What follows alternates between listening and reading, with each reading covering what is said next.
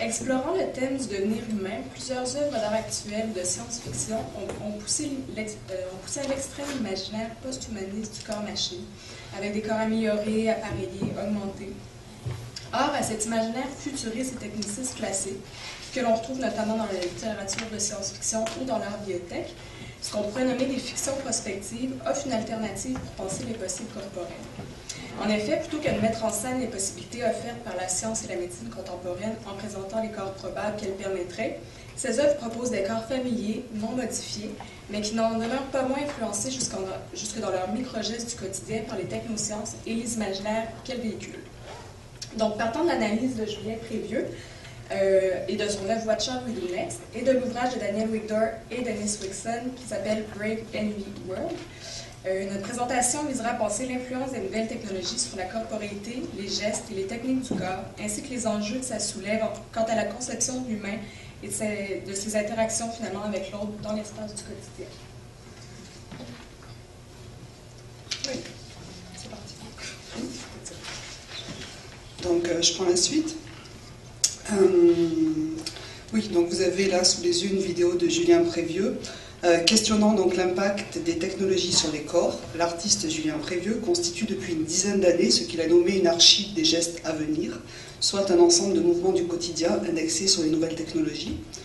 Pour les réunir, il est allé relever les descriptions, plans et dessins des brevets déposés sur le site de l'Agence américaine de la propriété intellectuelle USPTO. Certains de ces gestes sont déjà opérants. Dans la vidéo que vous êtes en train de visionner actuellement, vous allez reconnaître par exemple le glisser pour déverrouiller, que je ne suis pas arrivée à faire tout à l'heure. Le geste synchronisé des deux doigts, par exemple, qu'on fait aussi avec un iPad, pour agrandir l'image sur son iPhone aussi, ou le clignement des yeux qui est aujourd'hui utile au Google Glass. D'autres gestes, que vous verrez tout à l'heure, n'existent pas encore et pourtant, ils pourraient aussi ne jamais s'inscrire justement dans l'incarnation. C'est le cas par exemple de la perruque intelligente que vous verrez tout à l'heure dans une autre vidéo et qui permettrait aux conférenciers que nous sommes de passer d'une diapositive à une autre simplement en s'effleurant les tempes ou en se caressant les cheveux. Les brevets donc, sont en effet déposés par leurs inventeurs sans assurance d'avoir un jour une véritable fonction. Archivés au milieu de tous les autres brevets d'invention, ils dessinent toutefois ce que pourrait être notre avenir corporel si on les prolonge comme le fait l'artiste par des gestes qui les incarnent. En 2014, What Shall We Do Next, que vous êtes en train de voir, a été repris par une seconde séquence où Prévieux fait intervenir à partir de l'animation numérique. Il la reprend en fait avec une chorégraphie, avec danseurs et acteurs professionnels. Donc on va maintenant voir 3 courts extraits pour vous plonger dans cet univers de cette vidéo.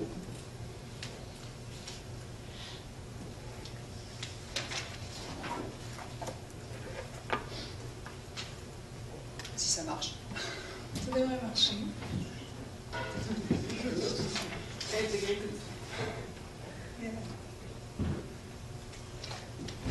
Son. Où est-ce qu'il y a du son? 2007.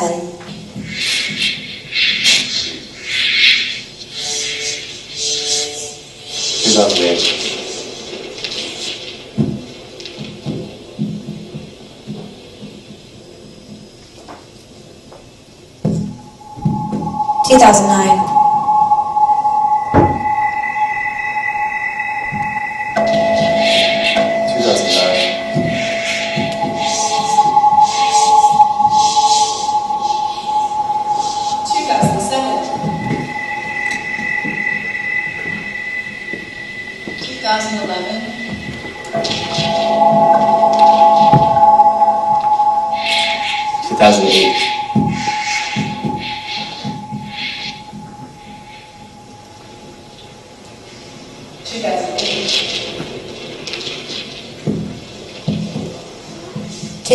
2009.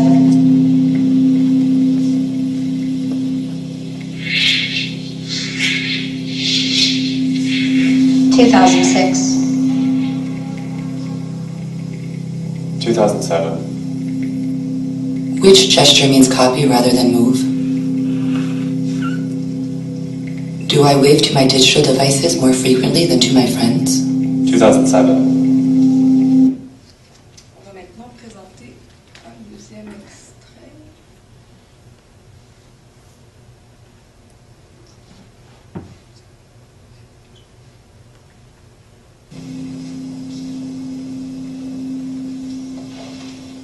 In 2010, we moved beyond the mouse and keyboard and started using more natural forms of interaction, such as touch, speech, gesture, handwriting, and vision, what computer scientists refer to as the NUI, or Natural User Interface. When the Nintendo Wii introduced its bowling game, the natural interface was to swing the arm as if holding a bowling ball. Unfortunately, in the heat of the game, players would also release their hand pressure on the controller, which would then fly through the air with enough force to hit and break the television screen on which the bowling lane had been displayed. The important thing about gestures is that they are not fixed. They are free to reveal the idiosyncratic imagery of thought. The theremin, a gesture-controlled electronic music synthesizer, was patented by its Russian inventor in 1928. In The Hitchhiker's Guide to the Galaxy, Douglas...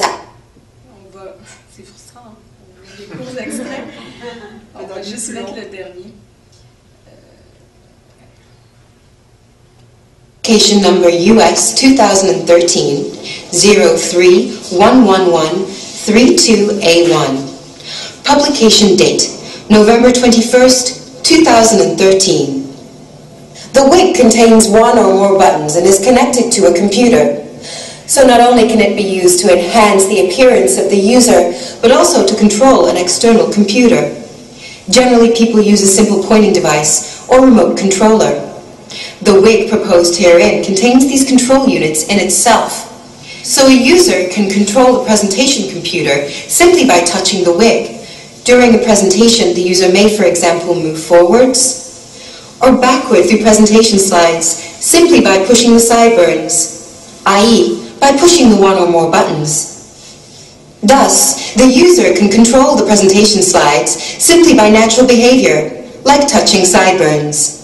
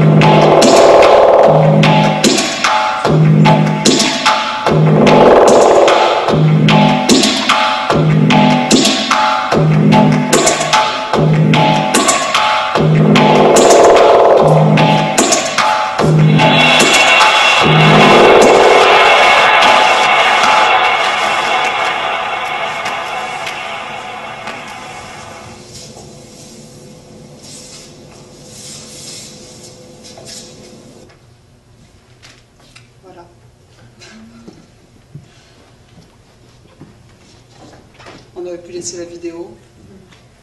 C'est vraiment intéressant, ça vaut la peine de voir les 16 ou 17 minutes de déroulé de ces différents gestes.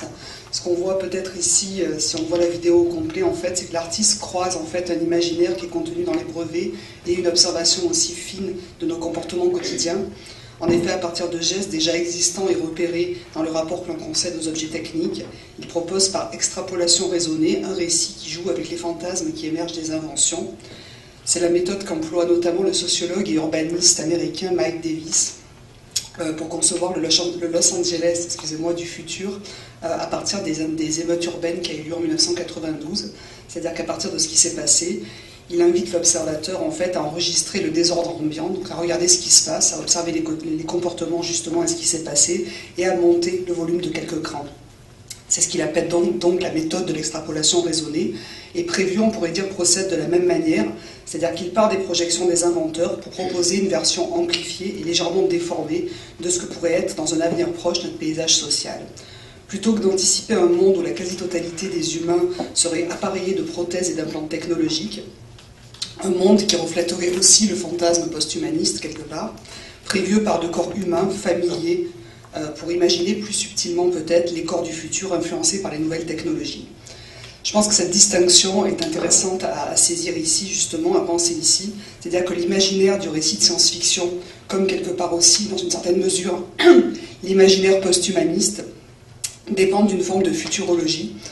C'est à la fois donc un imaginaire de la rupture avec le temps présent, donc rupture avec le temps présent, mais aussi un imaginaire de la projection technologique.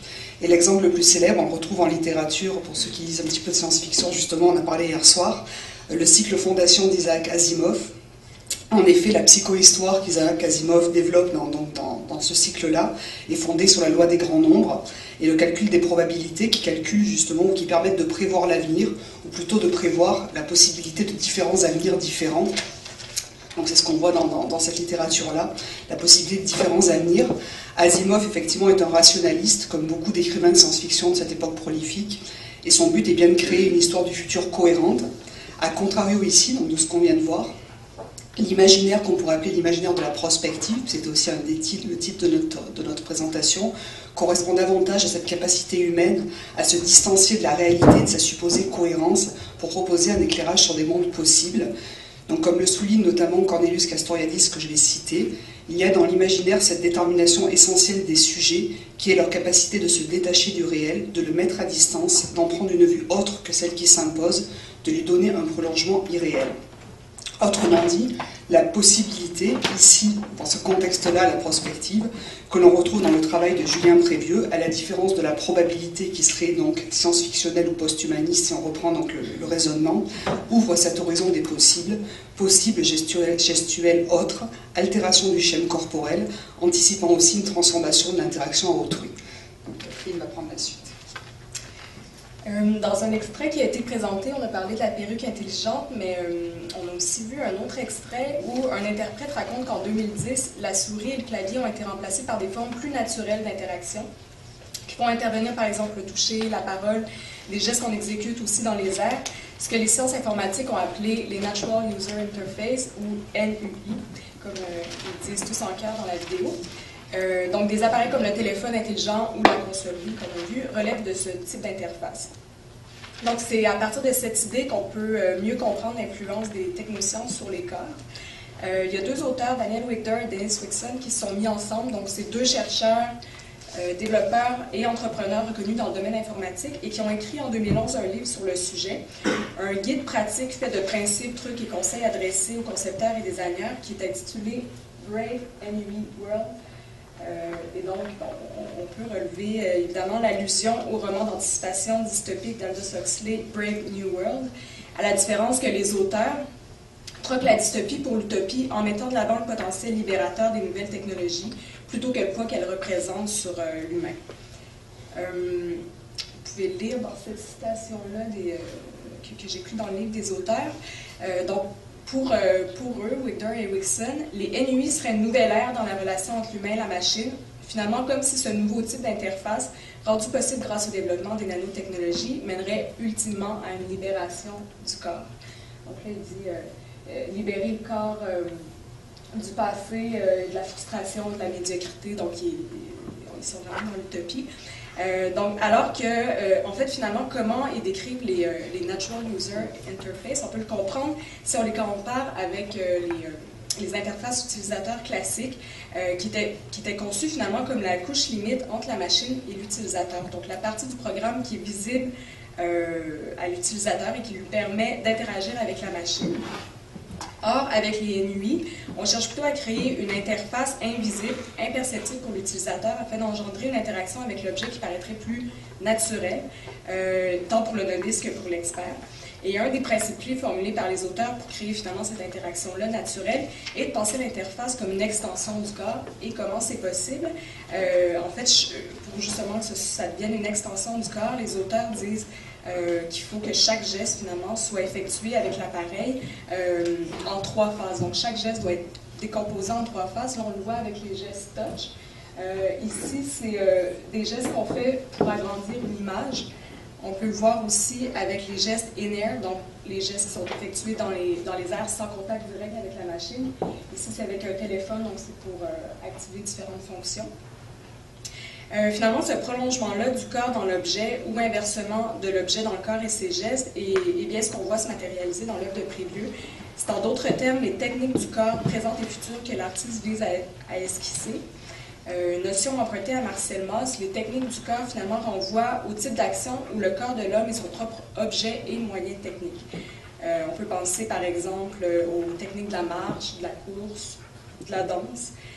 Mauss distingue finalement les techniques du corps de ce qu'on pourrait appeler les techniques à instruments, c'est-à-dire les techniques qui nécessitent l'intervention d'un objet, d'un outil, d'un appareil.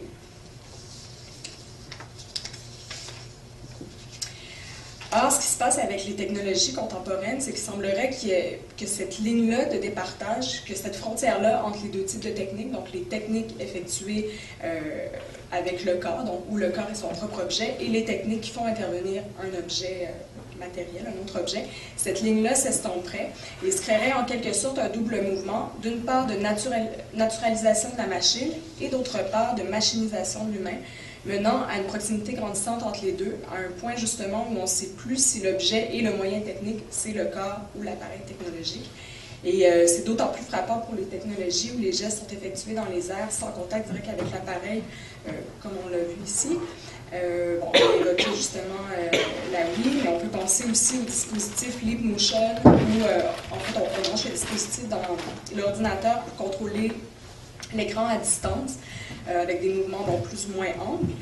Puis on peut penser à plein d'autres brevets d'Apple et Samsung. On voit ici à gauche un brevet d'Apple où l'utilisateur est assis puis il peut contrôler par différents mouvements l'écran. À droite, c'est un brevet de Ford et de Google, donc c'est les deux combinés. Puis c'est pour contrôler l'air climatisé, mais donc c'est le même mouvement qu'on fait quand on contrôle notre air climatisé, mais finalement, on le fait à distance sans toucher au bouton. Ici, on a le dispositif Leap Motion dont je vous ai parlé, encore une fois, le Samsung Galaxy. Donc, c'est ainsi qu'avec la création de ces interfaces imperceptibles ou invisibles pour l'utilisateur, le programme vient se matérialiser dans son corps et ses gestes. Autrement dit, il se produit une incorporation de la machine. Et comment cette incorporation est-elle possible? Ici, on vient à Marcel Mauss. La raison pour laquelle les techniques du corps peuvent être intégrées si facilement par les individus, c'est qu'elles sont montées pour et par l'autorité sociale. Donc, dans son texte, Mauss donnait, son texte a été écrit en 1934, il donnait l'exemple de l'exercice de la marche en rang serré dicté par le caporal de l'armée. Aujourd'hui, la question qu'on peut se poser, c'est est-ce que l'autorité serait à trouver dans la forte influence des technosciences et de leurs nouveaux objets technologiques sur les corps? On sait que déjà à l'époque industrielle, les mouvements traditionnels du corps s'étaient vus transformés par le rythme des machines dans les usines. Or, avec l'extension des technosciences à l'ensemble des sphères de la société, c'est comme si ce processus se prolongeait jusque dans les moindres espaces du quotidien, menant une redéfinition de l'humain et de son rapport à l'autre, et ébranlant les frontières les plus classiques entre matière et vivant, objets, sujets, choses et personnes. Finalement, et je vais... Ouais. On va conclure avec ça. Les gestes de l'air de notre site, donc on avait... C'était notre site, les gestes de l'air et autres mouvements du corps à venir. Donc, ces gestes de l'air, finalement, sont tout à la fois ces mouvements exécutés à distance où la machine devient visible, logés dans les gestes de l'individu, et plus métaphoriquement, les gestes latents dans l'air sur le point d'advenir qui sont esquissés sur des planches à dessin, comme on l'a vu un peu dans la vidéo d'animation prévue, donc dans la première vidéo, ou encore qui sont projetés dans un espace vide, un genre de studio d'essai, comme on l'a vu dans cette vidéo chorégraphique. Et plus encore, cette deuxième vidéo-là a de particulier d'amener les gestes à venir dans l'espace social. Donc, plutôt que de montrer l'interaction d'un seul utilisateur avec sa machine, comme on l'a vu dans d'autres dessins, photos, images, l'artiste met plutôt en scène une multiplicité de corps. En fait, là, on en voit 6. Et alors que ces corps s'affairent à interagir avec des machines imaginaires, il n'y a aucune relation qui se crée entre eux. Donc, aucun regard, aucun contact, aucun toucher, des voix sans émotion, des gestes précis, des déplacements mesurés dans l'espace. Ce qui fait qu'on peut se demander, est-ce que l'humain de demain, sous l'impact des technologies sur les corps, pourrait agir comme l'automate, le robot, dont les mouvements seraient décortiqués et programmés un peu à la manière de Wigder et Wixon en phases très distinctes et dont les interactions seraient faites de distance et d'évitement. Et c'est peut-être là que la fiction prospective de Prévieux, aussi amusante soit-elle par moments, parce qu'il use de beaucoup d'humour, elle arbore quand même une tonalité plus sombre, projetant une version rivifiée de l'emprise des technosciences sur les imaginaires et les corps, parce que l'artiste n'imagine pas un futur fait de corps démesurément ou monstrueusement modifiés, des véritables cyborgs de chair et de métal. Elle renvoie plutôt à un futur contenu dans le présent, pour reprendre les thèmes de Paul Ricoeur, un futur rendu présent tourné vers le pas encore. Autrement dit, à la façon dont nos corps ordinaires, mais ayant incorporé efficacement la technique, interagissent déjà ensemble. Voilà. Merci.